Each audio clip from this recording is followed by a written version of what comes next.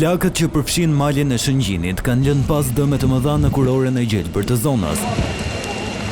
Zjarri ka shkërmbuar sipërfaqe të konsiderueshme me pisha shumë vjeçare dhe bimësi, ndërsa gjatë gjithë natës, forcat zjarfikëse në bashkëpunim me emergjencat civile punuan pa ndërprerje për të vënë nën kontroll flakët. Vatra aktive u zhvendos në anën jugore të malit, ku ekipet zjarfikëse vijuan ndërhyrjen e tyre për të shmangur përhapjen e flakëve drejt zonave të banuara. Megjithatë, terreni i vështirë dhe temperaturat e larta e vështirësuan situatën.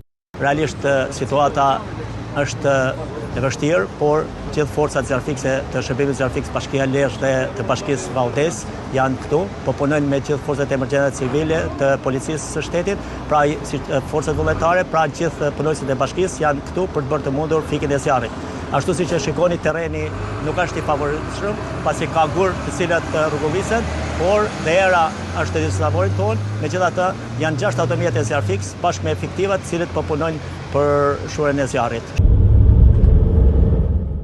Fatmirësisht nuk raportojnë banesa të rrezikuara apo persone të lënduar, ndërsa autoritetet vijojnë monitorimin e zonës për të shmangur riaktivizimin e zjarrit.